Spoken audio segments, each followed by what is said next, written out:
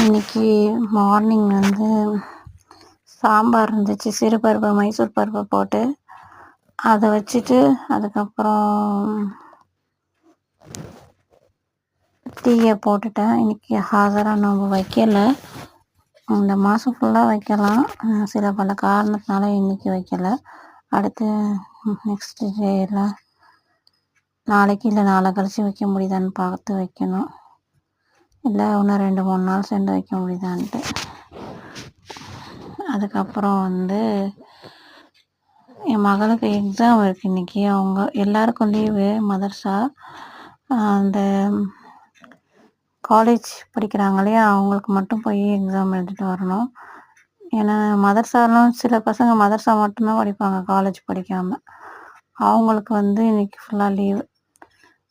சில பசங்க வேறு எடுத்திருப்பாங்களா குரூப்பு, வேறு படிப்பு படிக்கிறதுக்கு, அவங்களுக்கும் வந்து இன்றைக்கி லீவாக தான் இருக்கும் கண்டிப்பாக. ஆனால் இவங்களுக்கு வந்து இன்றைக்கி போகணும்.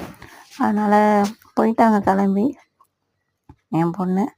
அதுக்கப்புறம் இன்றைக்கி என்ன பண்ண போகிறேன்னா மக்ரூனி பண்ணிவிட்டு அதுக்கப்புறம் பீட்ரூட் பொரியல் சாம்பாருக்கு. அதுக்கப்புறம் அதான் இருந்துச்சு. அதுக்கப்புறம் வாழைக்காய் பக்கத்தில் வாங்கி வச்சுருந்தேன் நைட்டு, அதையுமே வந்து கட் பண்ணி ஃப்ரை பண்ணிடுவோம் அப்படின்ட்டு.